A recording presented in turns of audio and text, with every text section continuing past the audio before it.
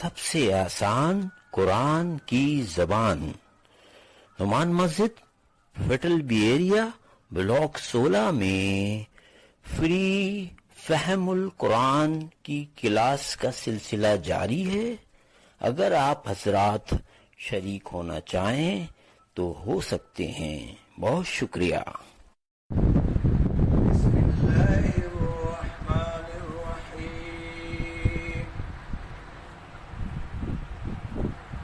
والتین والزیتون وطور سینین وهذا البلد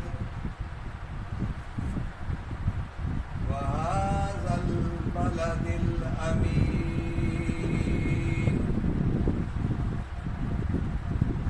لقد خلقنا الإنسان في أحسن تقويم ثم رددناه أسفل سافلين إلا الذين آمنوا وعملوا الصالحات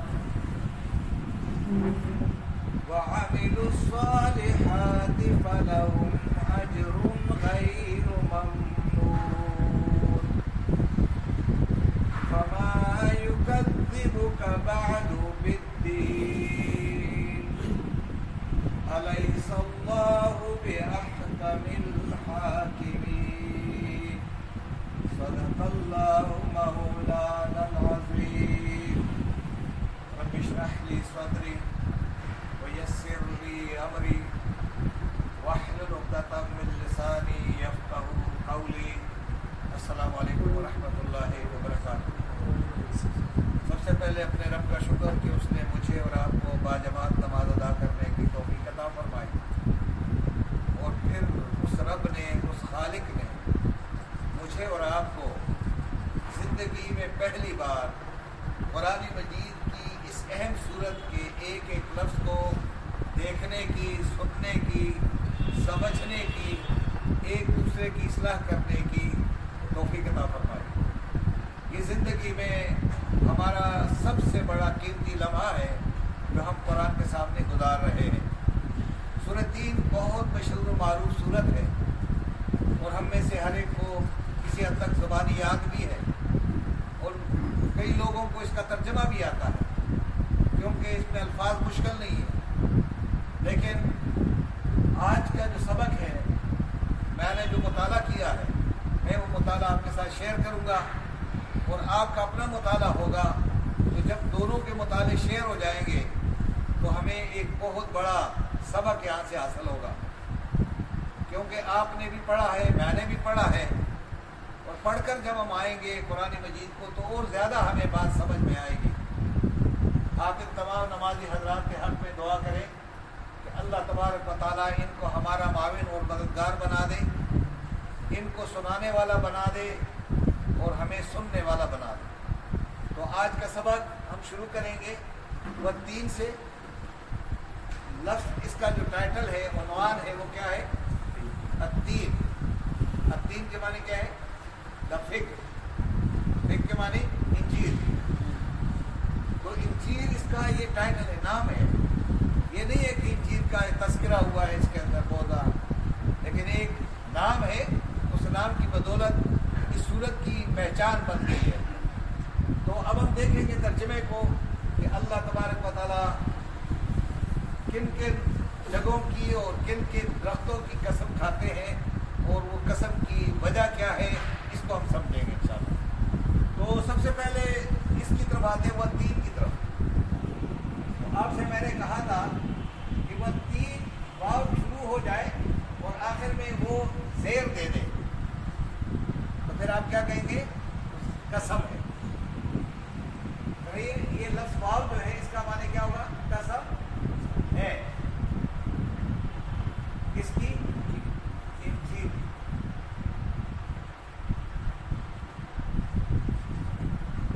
والزیتونی، اور زیتون کی۔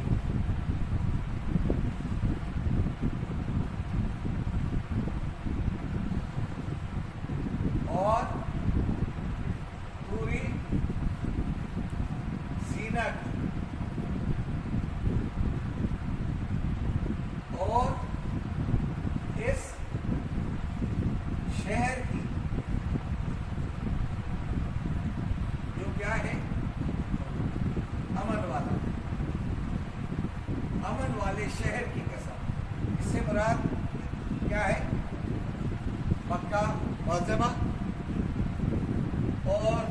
سینا سے مراد کیا ہے؟ کوہ طور۔ اب یہ دو مقامات تو بالکل واضح ہے، لیکن وہاں جو زیتون ہے اور انجیر ہے ان کے مقامات کا کوئی پتہ نہیں۔ انجیر تو آپ کے علاقے میں بھی نادر ایریا میں ہے، زیتون بہت زیادہ پاکستان میں بھی اگتا ہے، لیکن یہاں جو زیتون اور انجیر کا ذکر ہے یہ ایک مقام سے، ایک خاص علاقے سے ان کا تعلق ہے، اور وہ تین جو ہے انجیر جو ہے یہ جھوٹی پہاڑ ہے اس کے،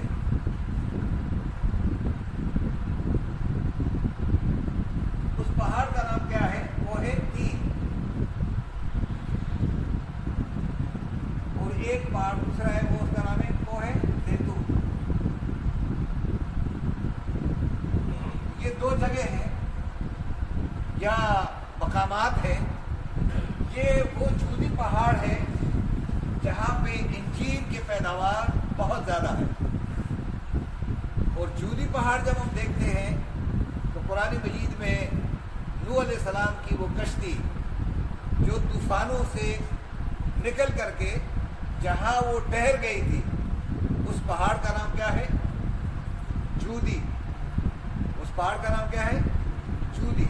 تو اس پہاڑ جہاں درخت کی پیداوار زیادہ ہے، لیکن وہاں جو واقعہ پیش آیا ہے اس واقعے کو اللہ تبارک و تعالی یاد دلاتا ہے کہ میں اس واقعے کی قسم کھا کے کہتا ہوں کہ کتنے لوگ ہیں جو غرق ہو گئے اور کتنے تھوڑے سے لوگ ہیں جو بچا لیے گئے۔ یہ ایک بہت بڑا واقعہ قرآن مجید بیان کرتا ہے، اور ایک سورت کا نام آپ کو معلوم ہے سورت نوح بھی ہے۔ نوح علیہ السلام کا ذکر بڑا قرآن میں آتا ہے، اور یہ آدم ثانی ہے۔ والزیتون یہ ایک ایسا پہاڑ ہے جہاں پہ اس کی بہت زیادہ، یا شام اور فلسطین کے علاقے میں پہاڑ نہ بھی ہو تو شام اور فلسطین کا وہ علاقہ جہاں پہ زیتون کی پیداوار سب سے زیادہ ہے، اس مناسبت سے اللہ تبارک و تعالیٰ نے ان علاقوں کی قسم کھائی ہے، اور اس میں بیشتر انبیاء یہی پہ ہوئے آئے ہیں، پھر ان کے مقبرے بھی وہاں ہیں، اور ایک پیغمبر جو سب سے زیادہ جن کا تذکرہ ہے وہ عیسیٰ علیہ السلام ہے۔ تو عیسیٰ علیہ السلام جو ہے اس جگہ سے اس کا تعلق ہے، اور اس علاقے کی مناسبت سے اللہ تبارک و تعالیٰ نے یہ دکھایا لوگوں کو کہ قوم نے عیسیٰ علیہ السلام کا کیا استقبال کیا۔ عیسیٰ علیہ السلام کو انہوں نے کیا کر دیا؟ پھانسی پر لٹکانے کی کوشش کی، لیکن اللہ تبارک و تعالیٰ نے دکھانا تھا کہ جب میرا بندہ میرے پاس ہو تو کوئی لاکھ بھی اس کو تکلیف پہنچائے کوئی تکلیف نہیں پہنچا سکتا، میں نے تو صحیح سلامت اس کو ان سے چھڑا کر کے اٹھا لیا ہے۔ تو یہ جو دو جگہ ہیں یہ اصل میں پیغمبروں کے ساتھ ان کا تعلق ہے، اور طور سینا کا بھی تعلق اس سے کوہ طور سے۔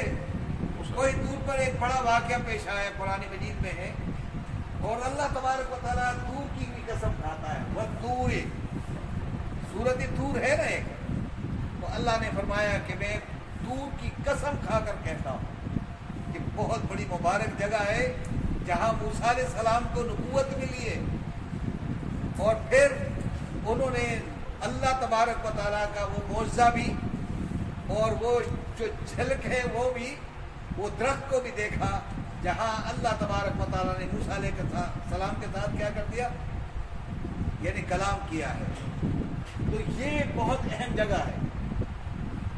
اللہ تبارک و تعالیٰ ان تمام جگہوں کو شاہد گواہی کے طور پر پیش کرتا ہے کہ یہ مناظر ایک بہت بڑے واقعے کو کیا کرتے ہیں، پیش کرتے ہیں۔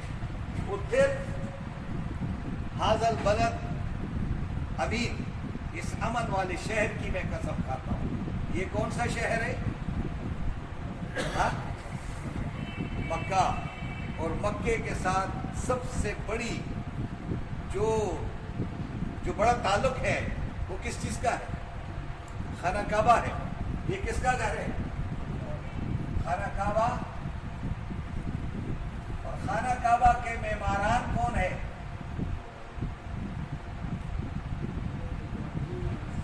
ابراہیم علیہ السلام اور اسماعیل علیہ السلام، یہ سارے پیغمبر ہیں۔ اب یہاں بھی پیغمبر ہے نوح علیہ السلام، یہاں جو ہے عیسیٰ علیہ السلام اور دیگر انبیاء کرام،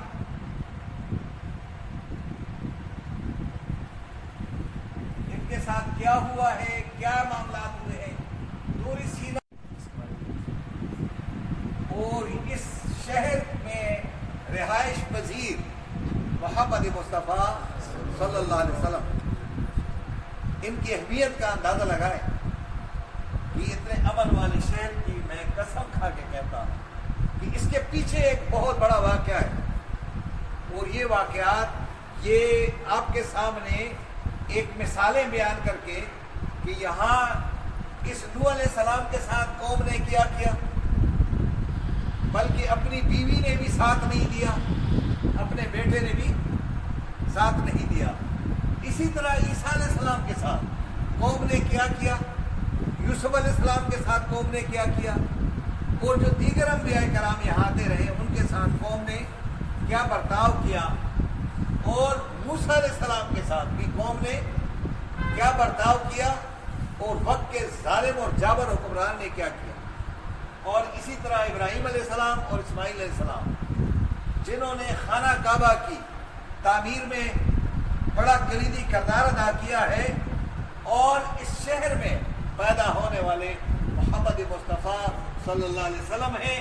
اللہ فرماتے ہیں لا اقسم بہذا البلد، نہیں میں تو قسم کھا کے کہتا ہوں اس شہر کی، وانت حل بہذا البلد، کیونکہ آپ اس شہر کے کیا ہے؟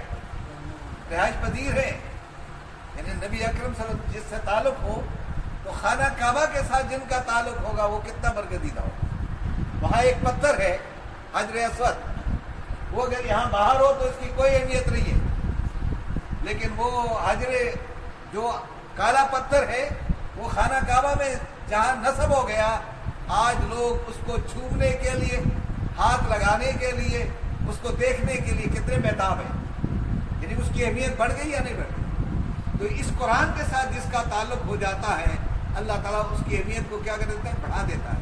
تو اللہ تبارک و تعالیٰ ان تمام واقعات کو سامنے رکھ کر کہتا ہے کہ ان کے ساتھ بھی کسی نے کوئی اچھا سلوک نہیں کیا ہے، لیکن کامیاب یہ رہے اور قوم ناکام رہی ہے۔ اس لیے آج آپ مایوس نہ ہو جائیں کہ کہیں آپ ناکام ہیں، آپ کامیاب ہیں اگر آپ قرآن کے ساتھ تعلق مضبوط کریں۔ آگے رب کیا فرماتے ہیں؟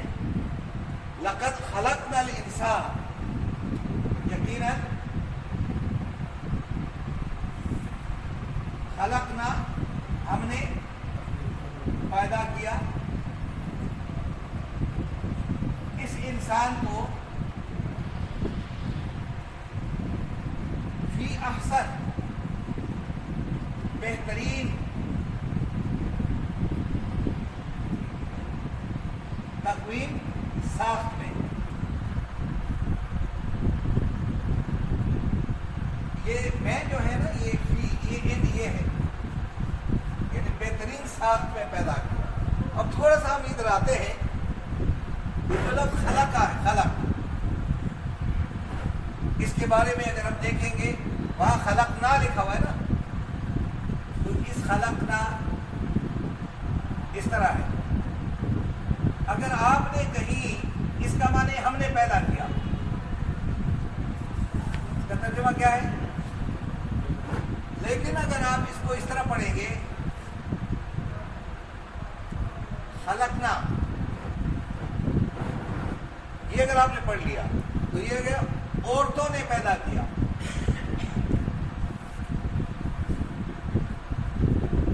اگر آپ کیا پڑھیں گے؟ خلقنا، یہ کیا ہے؟ خلقنا۔ جب آپ خلقنا کہیں گے، الف نہیں لگائیں گے، تو اس کے معنی ہے کہ عورتوں نے پیدا کیا۔ یہاں پہ یہ اس کا ترجمہ کیا ہے؟ خلقنا، ہم نے پیدا کیا۔ اسی طرح اگر یہ لفظ آ جائے خلق تو اس کا معنی یہ میں نے پیدا کیا، اور اگر اس کے اوپر تا کے اوپر زبر لگ گیا تو خلق تا تو نے پیدا کیا، اگر زیر لگ گیا تو عورت نے پیدا کیا۔ یہ لفظ خلقہ ہے اور اس کا فاعل جو ہے وہ کیا ہے؟ خالق ہے، اور ہم کیا ہے؟ اور ہم سب اس کی کیا ہے؟ اس کی ساری کیا چیز خلقت ہے۔ یہ لفظ اسی طرح ہے، اسی سے تخلیق ہے کہ اللہ تبارک و تعالیٰ تخلیق کرنے والا ہے۔ انسان کو پیدا کرنے والا کون ہے؟ اللہ ہی ہے۔ پھر کہا کہ اس انسان کو ہم نے پیدا کیا احسن، یہ لفظ احسن لکھا ہوا ہے، یہ دیکھیں حسن ہے نا یہ لفظ، تو اس کے ساتھ اگر آپ الف لگائیں گے تو یہ کیا ہو جائے گا؟ احسن۔ یہ لفظ ہے حسن، خوبصورتی، آپ خوبصورتی کو کہتے ہیں، لیکن اگر آپ الف لگا دیں گے تو یہ کیا ہو جائے گا؟ بہترین۔ یہ بہتر اور یہ بہترین۔ اسی طرح اگر آپ اس قوم کو لگائیں گے اقوام تو یہ بھی اس طرح ہو جائے گا۔ اسی طرح اگر آپ اس کے اوپر الف لگا دیں گے تو کیا ہو جائے گا؟ اسفل۔ یہ بہترین اور یہ بدترین، یہ بہترین اور یہ کیا ہے؟ بدترین۔ سفلی عمل کوئی کرتا ہے نا، آپ کہتے ہیں نا سفلی عمل کرتا ہے، وہ سفلی یہ ہے برا، سب سے برا کام۔ تو آپ اس کو دیکھیں گے کہ یہ جو لفظ استعمال ہوا تقویم کا، یہ بھی لفظ استعمال ہوا یہاں سے، قوم سے۔ اچھا، قوم میں اگر آپ فاعل وزن پہ لگائیں گے تو کیا ہو جائے گا؟ قوم قائم ہو جائے گا۔ اور اگر آپ فعیل کے وزن پہ لگائیں گے یا تفعیل کے وزن پہ لگائیں گے تو یہ ہوگا تقویم۔ اسی طرح اس سے مقیم، اسی لفظ سے قیام، اسی لفظ سے اقوام، اسی لفظ سے اقامت، اسی لفظ سے یہ قیم، اسی لفظ سے قیوم کا لفظ ہے۔ یہ سارے الفاظ اسی کے گرد ہوتے ہیں۔ اللہ تبارک و تعالیٰ نے انسان کو ایک بہترین ساخت کے اندر کیا کر دیا؟ پیدا کیا ہے۔ یہ بہت بڑی صفت ہے تقویم۔ اب انسان کے بارے میں ابھی آپ نے نماز میں وہ سورت پڑھی تھی نا، کون سی سورت پڑھی؟ شروع کی سورت سورۃ الانفطار ابھی پڑھی نا، تو انفطار میں کہا یا ایھا الانسان ما غرک بربک الکریم، کہ انسان تجھے اپنے رب کریم سے کس چیز نے دھوکے میں ڈال دیا؟ الذی خلقک، جس نے تمہیں پیدا کیا، یہ وہ رب ہے، تم غافل ہو گئے ہو اس سے۔ پھر کیا کیا؟ فسواک، اور تمہیں برابر بنایا، فعدلک، اور تمہارے سارے اعضاء متوازن کر دیے، فی ای صورت ما شاء، اور رکبک، اور جو صورت اس کو پسند تھی تمہاری اس نے صورت گری کی ہے، تمہارے ہونٹ بنائے، تمہاری آنکھیں بنائی ہے، تمہارے کان بنائے، تمہارے جسم یعنی چہرے میں اور جسم میں جو رنگ بھرا ہے یہ کس نے کیا ہے؟ یہ شکلیں کون بنا رہا ہے؟ کوئی بنا رہا ہے۔ تو اب اگر ہم کسی کو کہیں کہ تیری شکل منحوس ہے تو ہم گالی کس کو دے رہے ہیں؟ خالق کو دے رہے ہیں، شکل بنانے والا تو وہ ہے۔ اور ہم یہ کہیں لفظ نکالے نہیں کہ ہم کسی کو کہیں کہ تمہاری شکل بری ہے، اس کا عمل برا ہے۔ شکل بری نہیں ہے، شکل ہر ایک کی اچھی ہے، عیسائیوں کی شکل بھی اچھی ہے، یہودیوں کی بھی اچھی ہے، ہندوؤں کی بھی اچھی ہے، کیونکہ ہندوؤں کی شکل بھی کسی اور خدا نے نہیں، اسی اللہ نے، خالق نے ان کی شکلیں بھی بنائی ہے، حتیٰ کہ جانوروں کی شکل بھی اس نے بنائی ہے۔ جو بھی چیز ہے آپ کو تخلیق نظر آ رہی ہے، یہ کس کی تخلیق ہے؟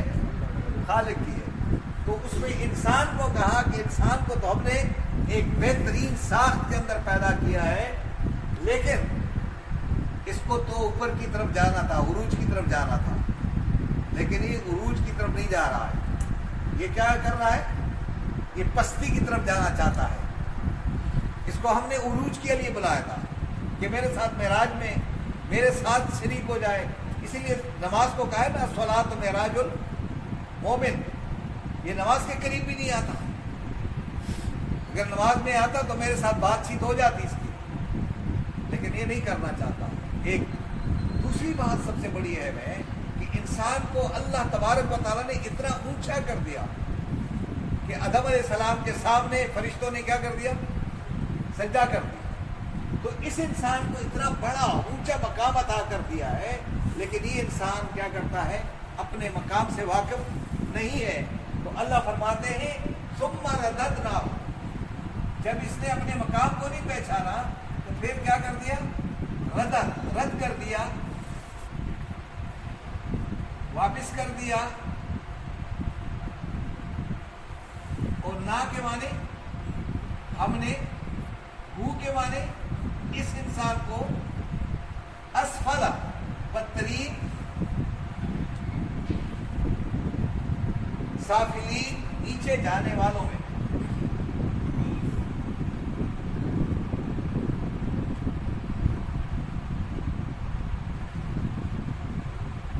یعنی بجائے اس کے کہ اوپر کی طرف جاتا، یہ معراج کو حاصل کر لیتا، عروج کی دنیا میں آتا، یہ پستی کی طرف چلا گیا۔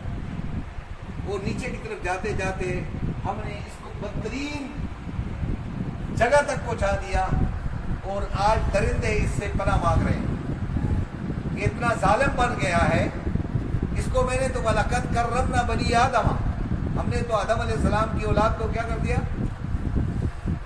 کرامت سے نوازا ہے، عزت سے نوازا ہے، لیکن اس نے اپنی عزت گنوا دی۔ یہ ظلم کرنے لگ گیا، یہ تشدد کرنے لگ گیا، یہ خون بہانے لگ گیا، یہ طرح طرح کی لوگوں کے ساتھ کیا کچھ نہیں کیا اس کے ساتھ۔ اور پھر جو ہماری ہسٹری ہے، تاریخ ہے، اس میں اگر آپ ہلاکو خان کو دیکھیں گے، دوسروں کو دیکھیں گے، تو انہوں نے کتنا ظلم کیا ہے۔ اور آپ نے اپنے شہر میں دیکھا، اپنے ملک میں دیکھا کہ بربریت اور ظلم کا بازار آج بھی گرم ہے، اور یہ گرم ہوتا رہے گا۔ انسان اس بدترین صف کے اندر وہ لگا رہے گا۔ اس کے بچنے کے لیے طریقہ کار اللہ نے بتا دیا کہ آپ نوح علیہ السلام کا واقعہ یاد کرو، وہاں سے سبق حاصل کرو۔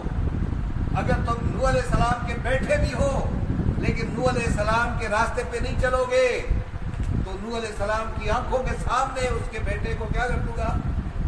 غرق کر دوں گا۔ کیونکہ اسلام میں خون کا رشتہ نہیں ہوتا ہے، اسلام میں زبان کا رشتہ نہیں ہوتا ہے، اسلام میں علاقے کا رشتہ نہیں ہوتا ہے، اسلام میں رشتہ قرآن کا ہوتا ہے۔ اس قرآن کی وجہ سے ہم ایک ہیں۔ قرآن بیچ میں نکال دو ہم کچھ بھی نہیں ہیں۔ اس لیے آج جو ہم قریب ہیں یہ قرآن کی بدولت ہے۔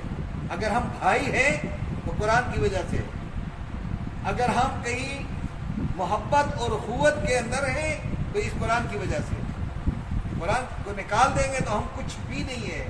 قرآن آپ کو کیا کر دیتا ہے؟ عروج تک لے جاتا ہے۔ تو یہاں جتنے بھی انبیاء کرام ہیں ان کی اگر آپ صفت کو دیکھیں گے تو یوسف علیہ السلام کا مقام دیکھیں، ان کے بھائیوں کا مقام دیکھیں، بھائی کیا کرتے ہیں اور یوسف علیہ السلام کیا کرتا ہے۔ اور جب ان کو اقتدار ملتا ہے، حکومت مل جاتی ہے، تو پھر انتقامی کارروائی سب کو کیا کرتا ہے۔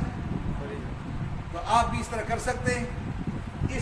آپ کو میں نے اس کام کے لیے پیدا کیا ہے کہ آپ یہ کام کر کے دکھا دیں اپنی زندگی میں۔ پھر کہا طور سینا کہ موسیٰ علیہ السلام نے کتنا بڑا کردار اور بڑا کام کر کے دکھایا ہے، اور اتنے ظالم اور جابر حکمران کے سامنے جن کے گھر میں جوان ہوا ہے اسی گھر میں جا کر کے اس ظالم کے سامنے کھڑے ہو کر کے اس کا ساتھ نہیں دیا بلکہ اس کا مقابلہ کیا یا نہیں کیا. اور اللہ تبارک و تعالیٰ نے ان کو کامیاب کیا اور ان سے مقابلہ کرنے والا کیا ہو گیا؟ غرق ہو گیا. اللہ ایسے ہی کرتا ہے. اور آگے اگر آپ دیکھیں گے ابراہیم علیہ السلام کا، تو ابراہیم علیہ السلام کو اگر آپ شروع سے دیکھیں، یہ اپنے گھر کا بہت بڑا آدمی، دیکھیں نا کتنا بڑا آدمی، کتنا مالدار آدمی ہے. پیسوں کے اعتبار سے غریب نہیں ہے پیغمبر، ان کے پاس سب کچھ اللہ نے دیا ہوتا ہے. یہ خیرات نہیں مانگتے لوگوں سے، ان کو اللہ نے اتنا دیا ہوتا ہے کہ جب وہ ان کے پاس فرشتے آئے اور بشارت دینے کے لیے کہ آپ کا لڑکا ہونے والا ہے، تو انہوں نے ان کی ضیافت کے لیے کیا کیا جی؟ بچڑا ذبح کیا، قرآن وہ باقاعدہ اس کو پیش کیا. وہ بچڑا تو وہی ذبح کرتا ہے جو آدمی کے پاس پیسہ ہو. غریب آدمی بچڑا نہیں ذبح کر سکتا ہے آج آپ کے دور پہ، کر سکتے ہو؟ تو یہ لوگ جو ہے بادشاہت کے نظام سے بالکل منسلک تھے. ابراہیم علیہ السلام کے باپ جو ہیں وہ کیا تھے؟ نمرود کی حکومت میں بہت بڑے بلند مرتبے پہ تھے، اور ان کے گھر میں بتوں کا کارخانہ تھا. بت یہ بناتے تھے، اتنا زیادہ سرمایہ. لیکن اس دین کی خاطر وہ حکومت کو بھی، اپنے والدین کو بھی، اپنے قبیلوں کو بھی چھوڑ کر کے وہاں سے ہجرت کی ہے. تو کیا آپ میرے دین کی خاطر کوئی اس طرح آزمائش آ جائے تو کیا آپ یہ کر سکتے ہیں؟ اللہ اسی لیے قسمیں کھا رہا ہے کہ میں ایک گواہ کے طور پہ ان کو پیش کر رہا ہوں کہ ایک طرف ان کی داستان، ان کے واقعات ہیں، ایک ابراہیم کے سامنے ایک نمرود کا بھی بڑا زبردست کردار ہے. اور اس کے ساتھ ہوا کیا؟ نمرود کو کس طرح کر دیا؟ مچھر نے اس کو کاٹا، اس کے ناک میں گھسا اور اسی سے وہ بے چین ہو گیا. اور پھر عراق میں لے گئے. تاریخ بتاتی ہے کہ وہاں جا کر بورڈ بیٹھا میڈیکل کا، اور انہوں نے کہا کہ اس کے اوپر روزانہ 10 جو ہے کیا کرے؟ جوتے مارا کرو، تب جا کر یہ کچھ نہ کچھ وقت گزار سکے گا. یہ جوتے جن کو لگتے ہیں وہ یہی ہے. اور اللہ تبارک و تعالیٰ دکھاتا ہے نمرود کا مقام کتنا بلند تھا، لیکن جوتوں کے زد میں آ گیا یا نہیں آیا؟ مچھر کا مقابلہ نہیں کر سکا. اس لیے ہماری کوئی حیثیت نہیں ہے. اس لیے اللہ تبارک و تعالیٰ یہ بتاتا ہے کہ میں ان مقامات کی قسم کھا کر کہتا ہوں، یہاں سے جو واقعات اور جو داستانیں ان کے ساتھ وابستہ ہے وہ تاریخ کا ایک بہت بڑا اہم کردار ہے. اس سے آپ سبق حاصل کریں. قرآن ہی کہتا ہے کہ ہم نے انسان کو ایک بہترین کام کے لیے پیدا کیا ہے. اس کی ساخت کتنی بہترین ہے، کتنا بہترین ہے. اور یہ کیا کرتا ہے؟ ثم رددناه اسفل سافلین. جب یہ خود نیچے کی طرف جاتا ہے تو اپنے ہاتھوں سے بنائے ہوئے بت کے سامنے کیا کرتا ہے؟ یہ جھکتا ہے. اپنے ہاتھ کے بناتا ہوں، اپنے ہاتھ کا بنایا ہوا. اور بت جو بالکل کچھ نہیں کر سکتا ہے اس سے مانگنا شروع کر دیتا ہے. پھر اپنے جیسے انسانوں کے سامنے ہاتھ پھیلاتا ہے. اس رب کا در چھوڑتا ہے اور در بدر کی ٹھوکریں پھر کھاتا ہے. اس لیے اللہ نے فرمایا ثم رددناه اسفل سافلین. اور پھر ہم اس کو سب سے نیچے جانے والے لوگوں میں کیا کر دیتے؟ شامل کر دیتے. تو انشاءاللہ العزیز ہم دوبارہ جب کلاس ہوگی آگے جو آیات ہے آئندہ کلاس میں بیان کریں گے، کیونکہ ٹائم زیادہ لگ جاتا ہے. تو اس لیے ہم پھر انشاءاللہ ان 2-3 آیات جو رہ گئی ہیں میں آپ کے سامنے بیان کرنے کی کوشش کروں گا. لیکن آج کی جو آیات ہم نے پڑھی ہیں، ترجمہ سمجھنے کی کوشش کی ہے.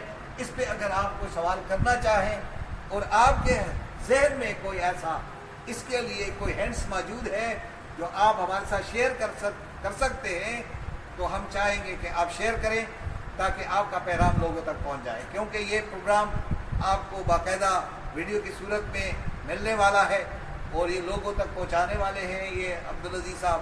تو میں ان کے لیے تو دعائیں کرتا ہوں کہ اللہ تبارک و تعالیٰ ان کی کاوش کو قبول فرما دے کہ اس پروگرام کو جہاں ہم 20-25 آدمی دیکھ رہے ہیں، یہ بہت ہزاروں کی تعداد میں لوگ دیکھیں گے۔ آج کل جو میڈیا ہے اس کو ہم کام میں نہیں لانا چاہتے ہیں۔ ہاں اگر کہیں ناچ گانے کی محفل ہوتی تو پھر ضرور ہم یہاں ویڈیو بناتے ہیں، اگر کسی لیڈر کی تقریر ہوتی تو ہم اس کی ویڈیو بناتے یا نہیں بناتے، لیکن اس قرآن کی ویڈیو بنائیں، لوگوں تک پہنچانے کی کوشش کریں۔ آپ خود نہیں جا سکیں گے، اللہ نے آپ کے ہاتھ میں یہ دے دیا، اس سے فائدہ اٹھائیں، اور یہ اگر آپ کو سینڈ کریں گے تو آپ مختلف جتنے بھی لوگ ہیں ان تک یہ پہنچانے کا اہتمام کریں تاکہ قرآن کا پیغام لوگوں تک پہنچ جائے۔ اس کے نتیجے میں ہوگا کیا؟ جب بہت سارے لوگ دیکھیں گے تو بہت سارے لوگ ہمارے اوپر انگلی اٹھائیں گے، یہ غلط پڑھا رہا ہے، ہماری صلاح شروع ہو جائے گی۔ وہ ہینڈس پہ لکھیں گے نا، منٹس پہ یار یہ غلط۔ دعا بھی کریں گے ہم ان کے لیے جو بیمار ہیں، خاص کر شیخ صاحب کے لیے دعا ہوگی، انوار کے لیے جنہوں نے آپ کے لیے بسکٹ بھی بھیجے ہیں، ان کے لیے ضرور دعا کریں۔ اللہ تبارک و تعالیٰ ان کو شفائے کاملہ واجلہ نصیب فرما دے، اور جو لوگ دیگر بیمار ہیں ان کے لیے بھی دعا کریں۔ سبحان ربک رب العزت عما یصفون وسلام علی المرسلین والحمد للہ رب العالمین برحمتک یا ارحم